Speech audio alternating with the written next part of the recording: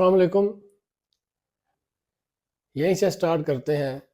1956 سے 1969 تک کیا تبدیلیاں آئی سیاست، ریاست اور پہلا مارشل لا. 1956 میں پاکستان کا پہلا آئین نافذ ہوا. پاکستان کو دنیا میں ایک جمہوری ملک کنسیڈر کر لیا گیا.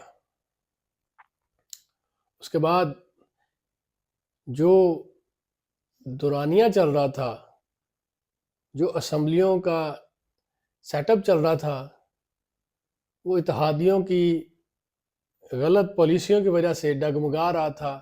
وزیر اعظم چینج ہو رہے تھے، پالیسیاں سیٹ نہیں بیٹھ رہی تھی. بالآخر 7 اکتوبر 1958 کو سکندر مرزا نے آئین کو معطل کیا، مارشل لا نافذ کر دیا، جس میں martial law administrator Ayub Khan کو مقرر کر دیا. ایوب خان نے 27 اکتوبر 1958 کو سکندر مرزا کو ہٹا کر صدارت کی چیئر خود ہی سنبھال لی اور معاملات مکمل اپنے ہاتھ میں لیے. اس کے ساتھ ملک میں پہلے بے یقینی کی صورتحال تھی، وہ مزید بڑھ گئی. صوبوں میں پہلے بڑی ایک عدم مساوات پائی جا رہی تھی، وہ مزید بڑھ گئی. لیکن اس کے ساتھ ایک اچھی ڈیولپمنٹ یہ ہوئی کہ ملک میں زراعت ریفارم کی گئی، صنعتوں کو فروغ دیا گیا، پرائیویٹ جو پارٹنرشپ تھی، پرائیویٹ بزنس تھے، پرائیویٹ سیکٹر کو بڑا فروغ دیا گیا. اور پہلی دفعہ پاکستان IMF کے پاس گیا. پاکستان جب IMF کے پاس گیا تو آپ کو یہ حیرانگی ہوگی کہ پاکستان کی ڈالر کے مقابلے میں روپے کی قدر 4.8 کے آس پاس تھی، تقریباً 5 روپے سے کم تھی. اور پاکستان نے پہلا قرضہ 8 ستمبر 1959 کو دیا، اپلائی کیا قرضے کے لیے. قرضہ کتنا تھا؟ 25 ملین، 2.5 کروڑ روپے. یہ پاکستان کا پہلا IMF کو اپلیکیشن تھی. خیر، ملک میں ڈیولپمنٹ ہوئی، ادارے مضبوط ہوئے، روڈز بنے، بلڈنگز بنی، برج بنے، ڈیم بنے. پاکستان کا پہلا ڈیم منگلا ڈیم بنا، اس کی تعمیر کا آغاز ہوا 1961 میں، وہ کمپلیٹ ہو گیا 1967 میں، تقریباً 6 سال کی مدت میں. بہت اچھا ایک انیشیٹو تھا.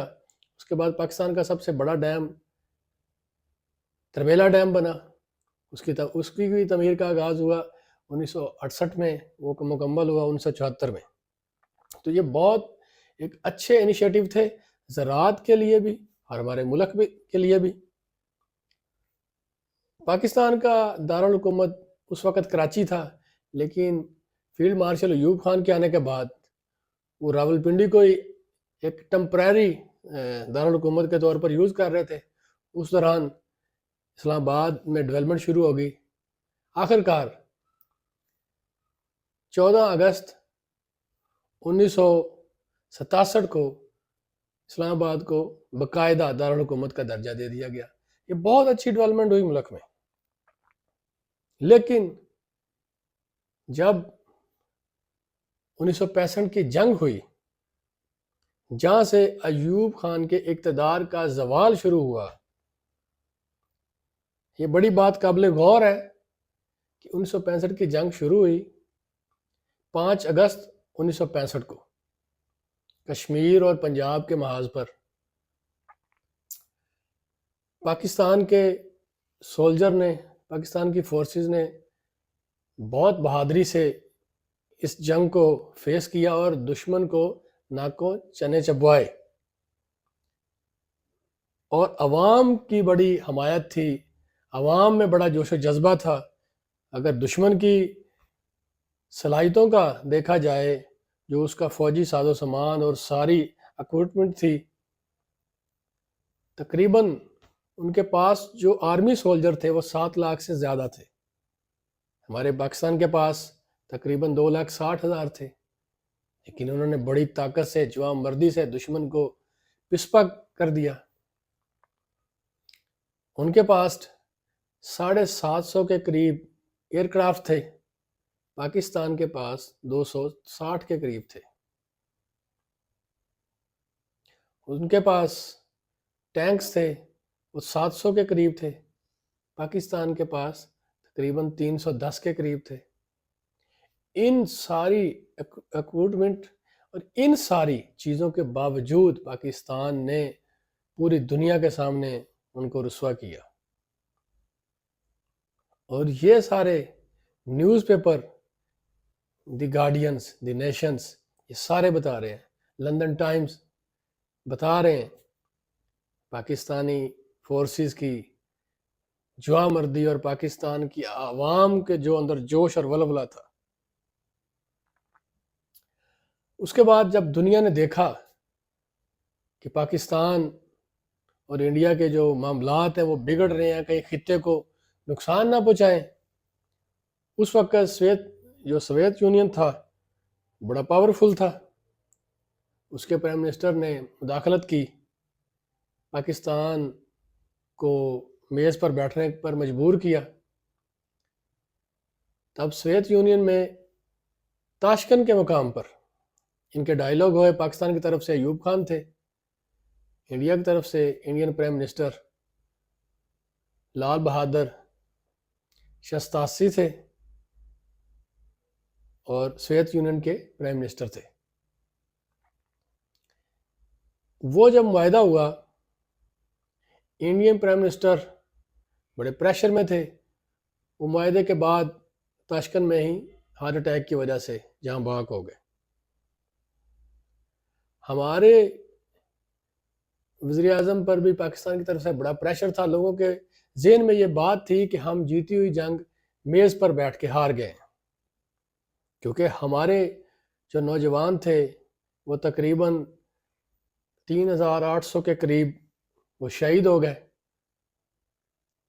انڈیا کے جو لوگ جہاں بھاگ ہوئے، جو آرمی کے سولجر جہاں بھاگ ہوئے تقریباً 3000 کے قریب، لیکن ہم نے ان کے طیارے، ان کے ٹینکس بہت نقصان کیا۔ دنیا نے ہماری تعریفیں کی، ہمارے پاس وسائل کی کمی کے باوجود جذبہ بڑا تھا ہمارے جوانوں میں، ہماری فورسز میں۔ تاشکن معاہدے کے جو اس کی بات تھی، اس کے جو مندرجہ ذات تھے وہ یہ تھے کہ 5 اگست 1965 کی پوزیشن سے پہلے یہ دونوں ملک واپس اس پوزیشن پہ چلے جائیں گے، قائدیوں کا آپس میں تبادلہ ہوگا، جو ان کے علاقے تھے، جو ان کے معاہدے تھے تجارت کے، اس پہ عمل ہوگا۔ اس کے بعد جو سفارتی تعلقات تھے اس کی بحالی تھی۔ لیکن عوام میں اس چیز کی مایوسی پائی گئی کہ ہم جیتی ہوئی جنگ میز پر، ٹیبل ٹاک پر ایوب خان ہار کے آئے ہیں، یہ نہیں ایسے ٹیبل ٹاک کرنی چاہیے تھی۔ عوام کا رد عمل ایک اپنی جگہ پہ تھا، اس وجہ نے مایوسی اور بڑھا دی، کیونکہ پہلے بھی اتنے سالوں سے معاملات خراب چل رہے تھے، اس کی وجہ سے لوگوں کے اندر احساس محرومی مزید بڑھی۔ اس کے بعد ایوب خان واپس آئے، کچھ دنوں بعد ملک میں احتجاج شروع ہو گیا، ریلیاں شروع ہو گئی۔ ان ریلیوں کی قیادت جناب ذوالفقار علی بھٹو، جنہوں نے بعد میں پیپلز پارٹی کی بنیاد رکھی، وہ ریلیوں کی قیادت کر رہے تھے۔ بالآخر 25 مارچ 1969 کو ایوب خان کو استعفیٰ دینا پڑا، اور وہ استعفیٰ دے کے گھر چلے گئے۔